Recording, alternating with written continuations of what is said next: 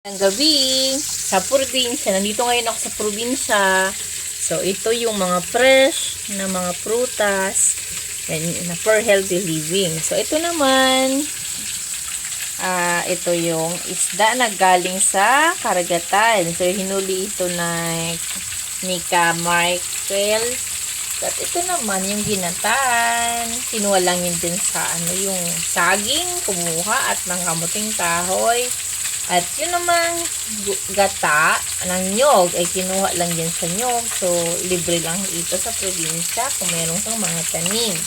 At ito naman yung isda. Ito na ako ng isda.